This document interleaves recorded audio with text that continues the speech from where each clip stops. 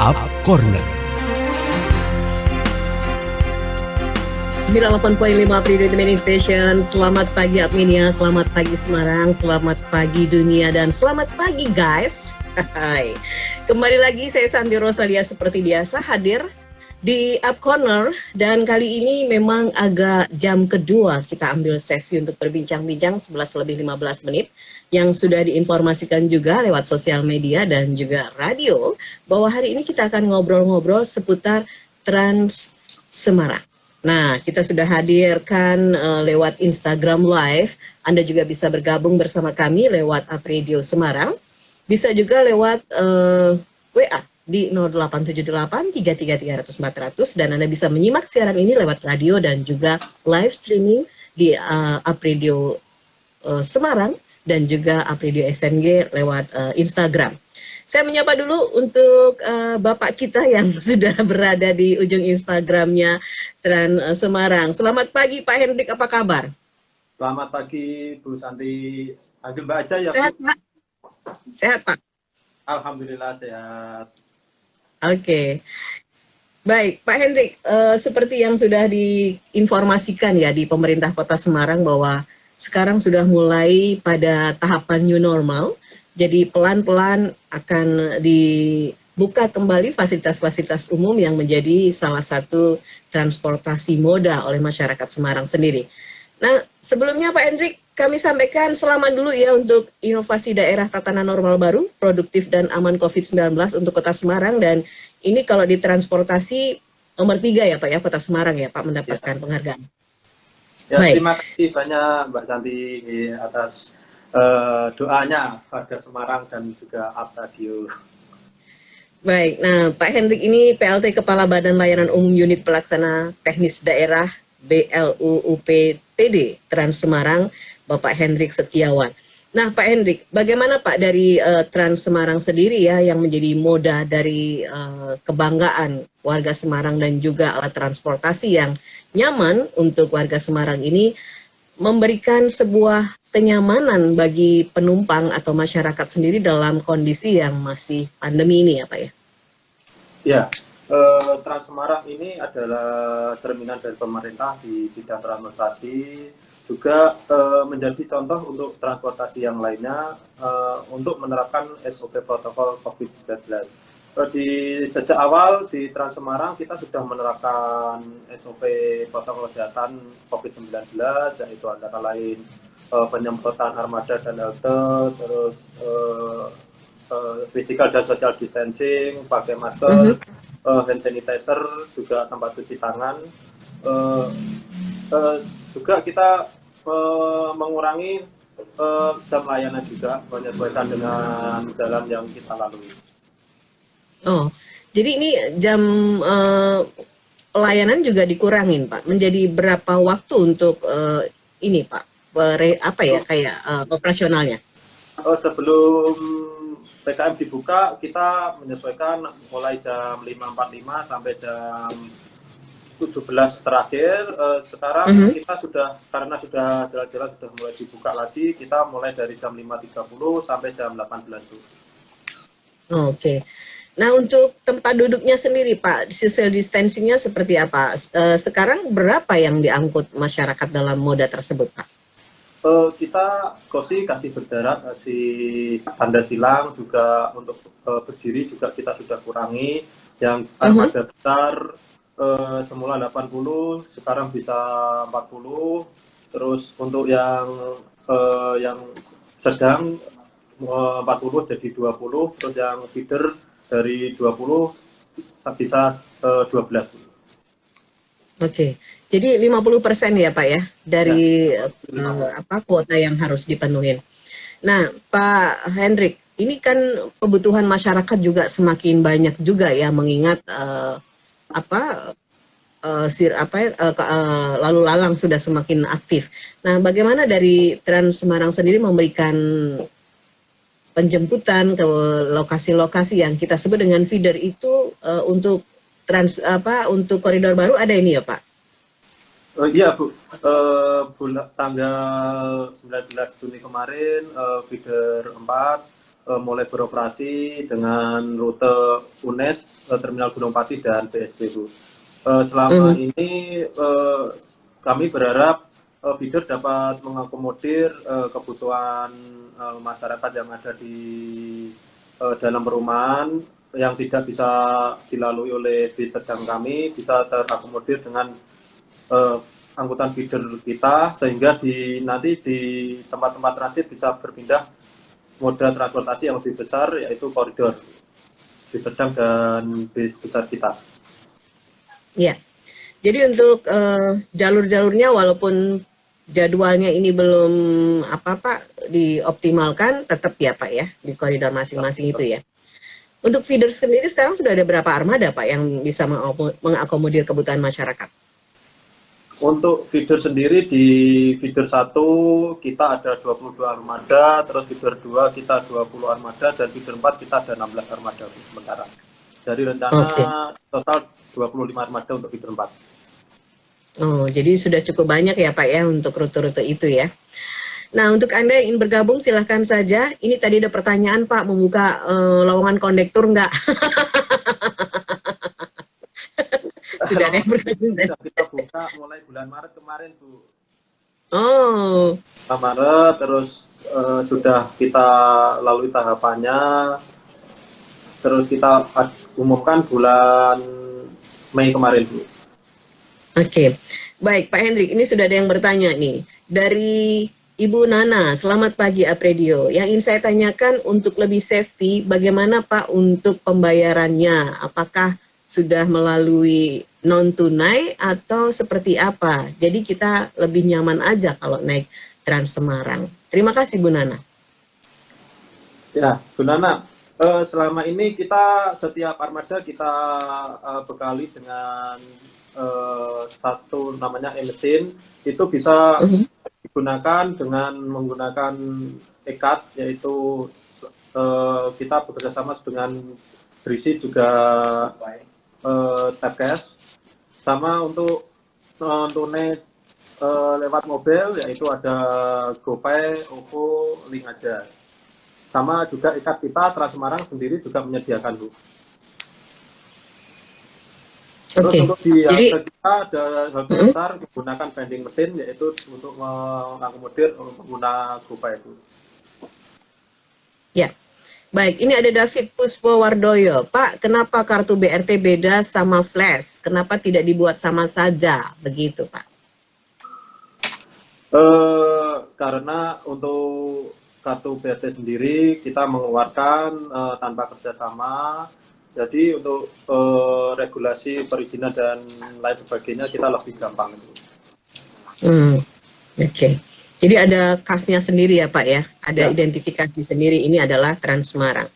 Baik, dari Pak Saudi Gunung Pati ini ya. Terima kasih untuk feeder 4 yang sudah sampai ke Gunung Pati. Terima kasih kalau kemijian kemana-mana sudah pakai feeder saja.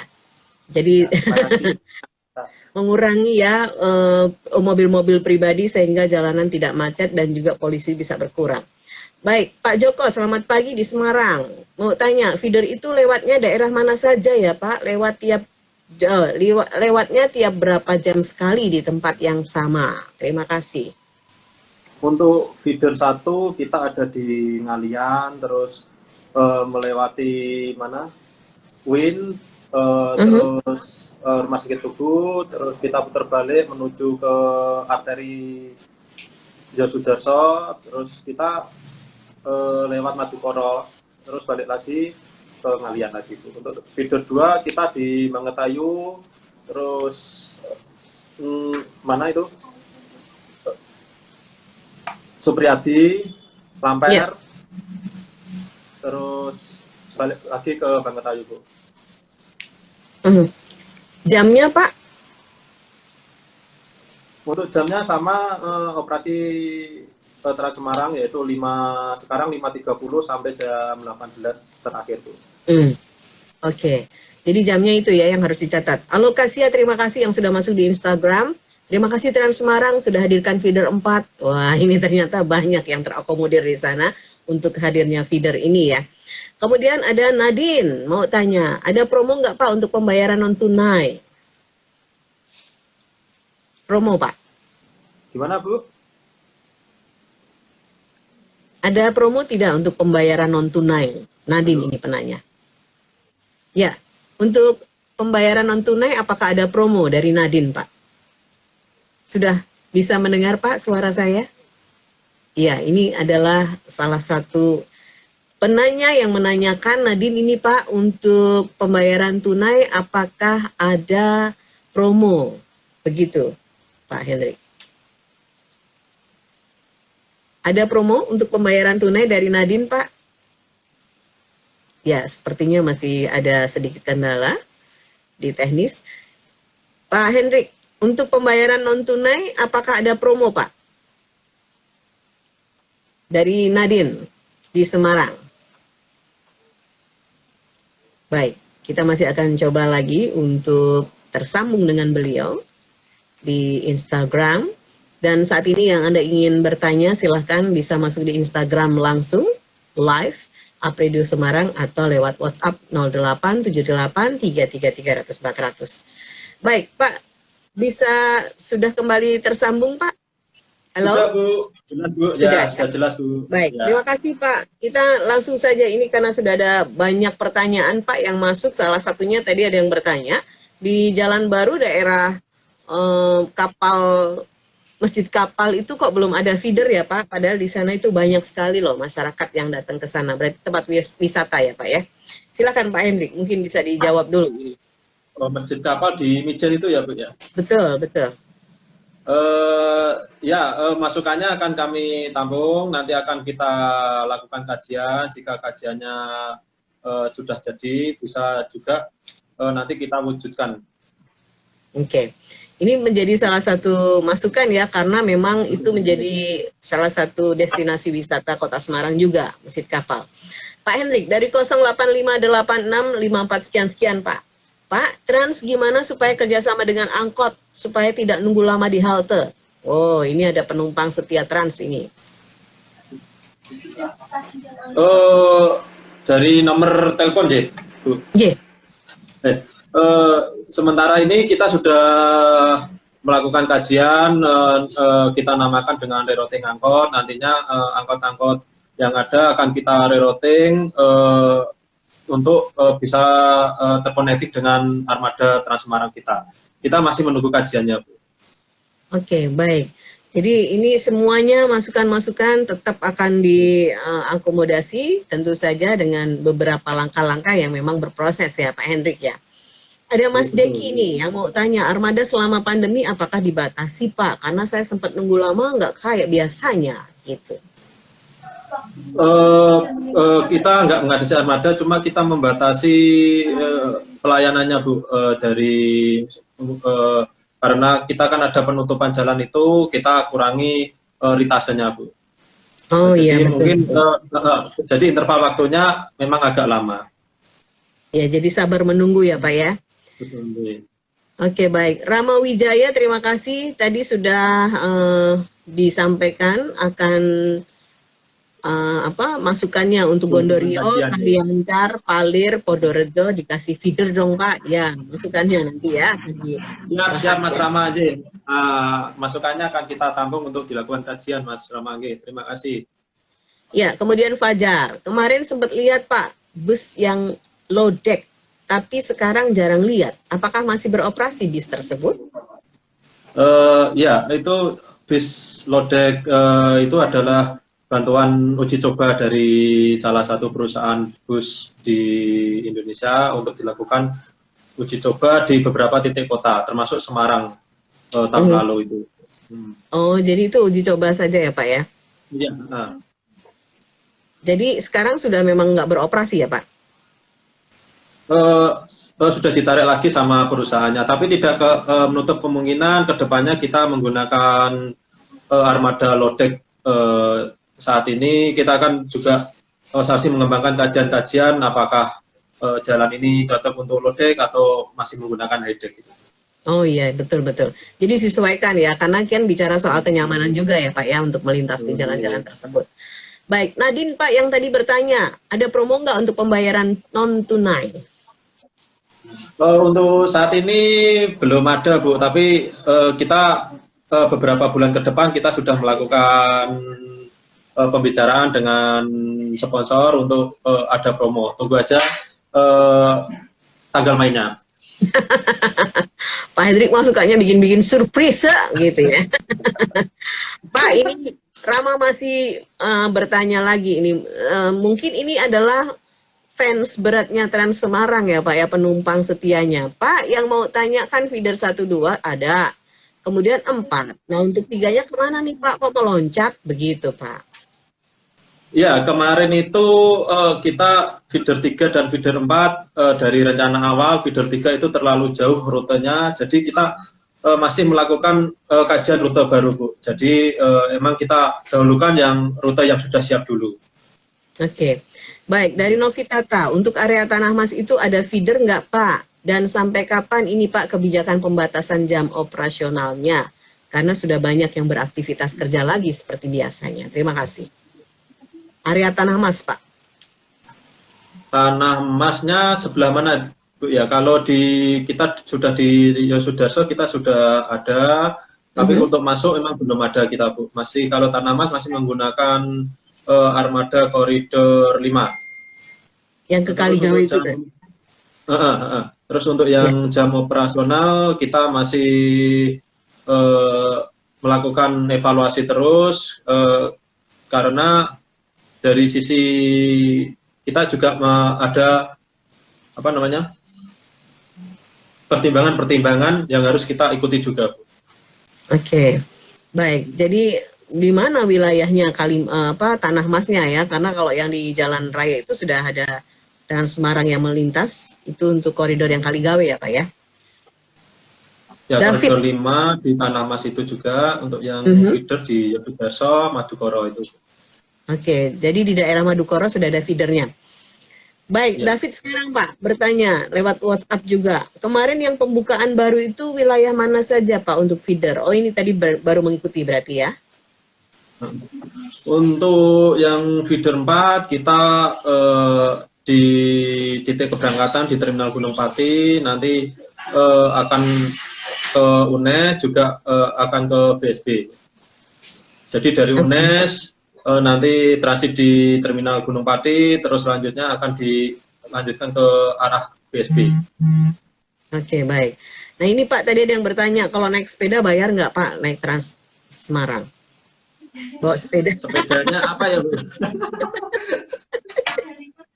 Asal masuknya sepedanya jangan dinaikin ya Pak, dilipat gitu ya Pak masuknya ya. Ya, betul. Jangan naik sepeda di dalam bis ya. Atau bisnya naik sepeda, Bu. Itu namanya akrobat ya Pak ya. Untuk sementara kita membolehkan sepeda lipat asal kondisi di dalam armada tidak terlalu banyak penumpang, jadi tidak mengganggu kenyamanan penumpang lain. Ya, tetap bayar dong. Ya, ini kan kita sudah separuh sendiri ya Bu ya, untuk jumlah penumpang, jadi ya sepeda lipat masih boleh masuk. Iya, jadi pertanyaannya bayar nggak? Ya tetap bayar ya Pak ya. Ya bayar orangnya. Kalau sepeda dulu bayar kan nggak bisa Bu ya. Iya. Pak Hendrik bisa aja nih. Pak, ini ada yang nanya, Pak, apakah driver ada evaluasi gitu sehingga membawa armada lebih terus nyaman dan terpantau? Karena kemarin sempat pas naik drivernya agak ngebut gitu Pak, dari Andre nih. Oh ya, ini pertanyaan yang sering ditanyakan masuk ke admin kita. Untuk driver sendiri, juga untuk pegawai PTA kita sendiri, setiap bulan kita melakukan penyuluhan dan evaluasi. Terus untuk driver sendiri kita juga ada pemantauan khusus di kantor kami, ada namanya CC Room untuk memantau kecepatan, juga untuk memantau rute. Jika kecepatannya melebihi batas, kita tegur, juga kita akan memberi sanksi pada operator yang menjalankan koridor tersebut. Jadi kita Januari sampai ini kita sudah ada driver 2 yang kita SP3 dan SP1, SP2 ada kurang lebih hampir 7-an. Jadi memang sudah setegas itu ya Pak dari Trans Semarang menyiapkan SDM untuk memberikan pelayanan kepada masyarakat. Ada kotak layanan di mana Pak untuk pengaduan perihal kenyamanan atau masukan-masukan untuk Trans Semarang ini, Pak? Kita ada di 1500094 dan juga ada di medsos kita, langsung kita tanggepin namanya SOP paling nggak 30 menit sudah terjawab. Wah, ini kalau yang di tadi ya Pak, layanan line langsung 30 menit langsung terjawab ya untuk beberapa masukan di Trans Semarang. Nah Pak, apa sih Pak sebetulnya yang menjadi PR sendiri bagi Trans Semarang? Bisa memulihkan kembali kondisi semula, kemudian juga memberikan pelayanan yang maksimal kepada masyarakat di kondisi yang masih dalam keterbatasan seperti ini, Pak. Di PR kita kekurangan SDM kita, terus kita bukan hanya SDM ya, sumber daya untuk APD juga kita masih kesulitan karena kan kadang kita banyak Bu untuk memenuhi, kita harus tidak hanya cari di satu tempat, juga tempat lain karena keterbatasan mencari itu. Terus untuk PR lagi untuk membiasakan para penumpang agar terbiasa menggunakan protokol kesehatan ini Bu, yang kita masih kesulitan. Contohnya kita siapkan hand sanitizer, tapi mereka belum terbiasa, belum mau menggunakan. Kita sudah siapkan tempat cuci tangan, juga kadang ada yang nggak mau menggunakan. Terus untuk kesadaran ikut menjaga alat-alat juga prasarana kita ini masih kurang juga Bu. Jadi kadang ada yang tempat sanitizer kita hilang, terus duduk seenaknya gitu. Itu yang kita PR kita itu membiasakan masyarakat kita pengguna jasa angkutan. Jadi new habit ini memang cukup harus berproses lama ya Pak untuk mengedukasi masyarakat. Nah dari Trans Semarang sendiri apakah ada ketegasan peraturan kalau penumpang jika tidak menggunakan masker tidak boleh masuk atau tidak boleh naik Pak? Betul, kita sudah ada ketegasan, tapi di samping itu kita juga menyediakan untuk masker, jadi tidak ada penumpang tidak menggunakan masker. Jika ketersediaan masker itu masih ya kita kasih, tapi kalau sudah tidak ada, nggak pakai masker ya kita tolak. Oh ya, jadi memang betul ya Pak, untuk memutus mata rantai klaster penularan, pihak-pihak semua harus tegas juga ya Pak untuk bisa meminimalisir itu. Baik, ini ada Adit nih, maaf baru gabung Pak, protokol kesehatan untuk karyawan BRT sendiri, apakah sudah dipenuhi? Kalau untuk penumpang seperti apa protokol kesehatannya? Oh ini diulang kembali Pak, mungkin bisa dijelaskan kembali sehingga merasa nyaman untuk bisa naik Trans Semarang. Ya untuk karyawan sendiri kita sudah ada pembagian APD termasuk masker, terus sarung tangan dan face shield. Meskipun itu masih kurang, kita bertahap untuk memenuhinya karena carinya harus antri Bu, karena juga banyak juga yang memesan. Terus setiap 2 minggu sekali untuk karyawan kita kasih multivitamin juga dengan susu. Terus untuk penumpang sendiri kita termogan, terus hand sanitizer, tempat cuci tangan, pembatasan tempat duduk juga sudah kita lakukan. Oke, jadi penumpang yang mau masuk tetap harus dicek dulu ya suhunya ya Pak ya? Ya di beberapa titik halte besar yang ada petugasnya kita kasih termogan Bu. Oh gitu ya, baik. Nah ini pertanyaan bagus nih. Saya pengen tahu Pak, karena saya dapat koridor yang baru nih, koridor 4. Bagaimana kalau naik dari feeder kemudian pindah ke Trans Semarang? Apakah masih harus bayar lagi atau masih berlaku tidak bayar? Saya pengen mencoba. Terima kasih dari Nita. Terima kasih Mbak Nita, pertanyaan yang bagus. Seperti yang dulu kita jelaskan, feeder dan koridor besar itu pada dasarnya satu kesatuan. Jadi untuk membeli satu tiket untuk bisa kemana aja, asalkan tidak turun halte dan tidak meninggalkan terlalu lama gitu. Oke, jadi ini tiketnya terusan gitu ya Pak ya kalau di. Terusan betul. kalau di tempat dunia fantasi gitu ya. Kemudian ini ada pertanyaan lagi dari Jihan, tempat duduknya apakah sudah berjarak Pak? Bagaimana yang berdiri? Apakah berjarak juga atau tidak ada yang berdiri? Pembatasannya seperti apa untuk penumpang yang ada di Trans Semarang? Untuk di Trans Semarang sejak awal untuk tempat duduk sudah kita batasi dengan tanda silang, juga untuk tempat berdiri juga sudah kita kurangi untuk pegangannya. Jadi tapi selama ini selama pantauan untuk yang berdiri sih masih jarang sih Bu. Oke.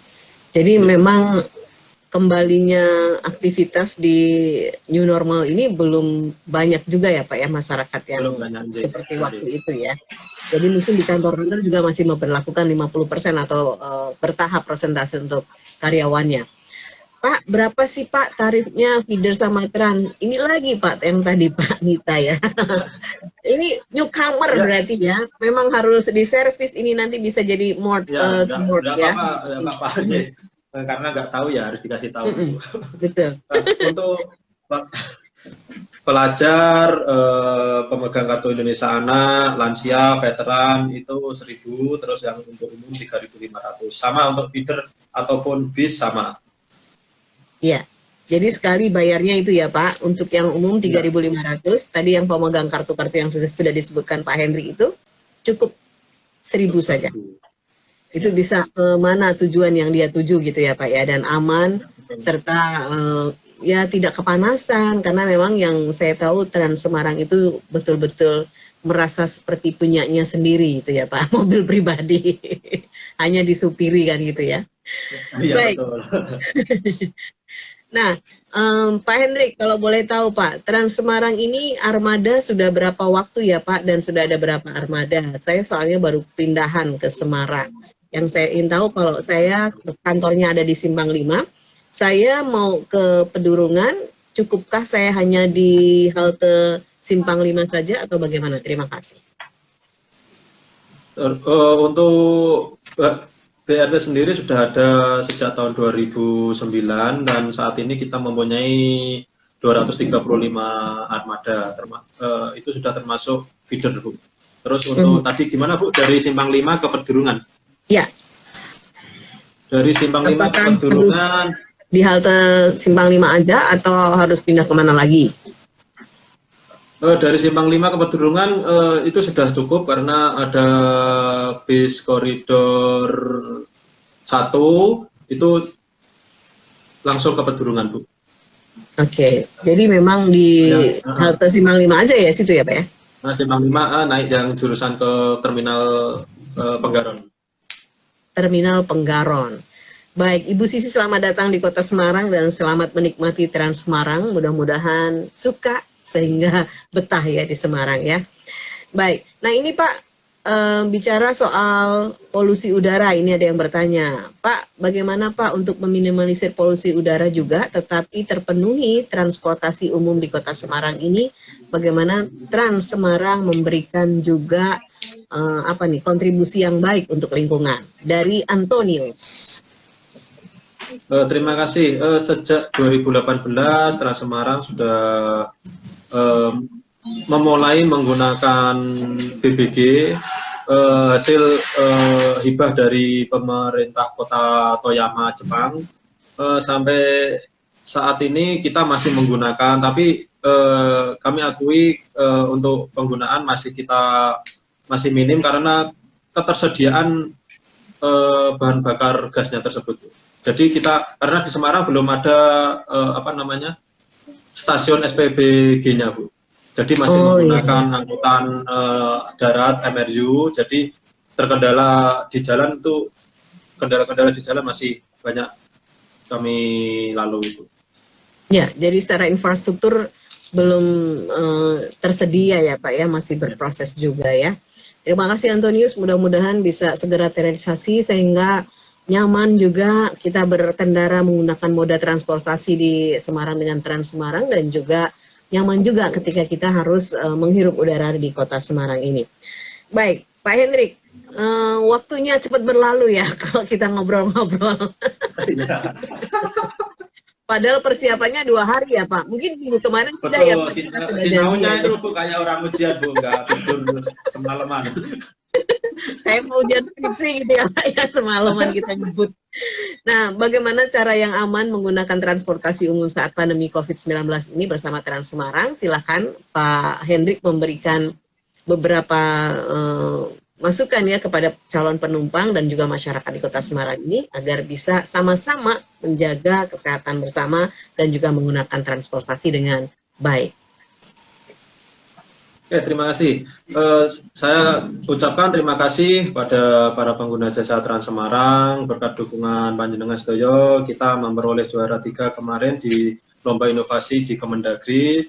Terus untuk kedepannya saya berharap untuk para pengguna jasa agar mulai membiasakan diri mempersiapkan ke protokol kesehatan sendiri secara mandiri, terutama persiapan penggunaan masker, hand sanitizer ataupun tisu basah. Setelah itu di halte maupun di armada mengikuti peraturan protokol kesehatan yang kami terapkan, yaitu social distancing, masker, cuci tangan dan hand sanitizer. Kami harap dilakukan para pengguna armada. Ya, baik, dan diharapkan juga menjaga bersama Pak ya apa yang sudah disediakan oleh pemerintah kota sehingga tidak menjadikan kerugian bersama juga karena ini untuk kepentingan bersama kita semuanya. Baik, Pak Hendrik, terima kasih banyak sudah meluangkan waktu Pak untuk ngobrol-ngobrol. Mudah-mudahan waktu yang sangat singkat ini memberikan manfaat juga untuk masyarakat dan memberikan beberapa informasi ya Pak seputar Trans Semarang dan juga feeder yang kemarin baru saja dibuka untuk feeder 4. Terima kasih Pak, sukses selalu untuk Trans Semarang dan sampai ketemu Pak kapan kita ngobrol-ngobrol lagi. Terima kasih Apravio sudah diundang di live IG-nya. Terima kasih Bu Santi. Terima kasih. Demikian tadi kita sudah berbincang dengan PLT Kepala Badan Layanan Umum Unit Pelaksana Teknis Daerah BLU UPTD Trans Semarang, Bapak Hendrik Setiawan. Saya Santi Rosalia, selamat siang, sukses untuk Anda dari Up Radio. Disiarkan langsung dari Menara Universitas PGRI. Up Radio. Jalan Sidodadi Timur, nomor 24 Semarang. Inilah 98.5 FM Up Radio, the Mini Station.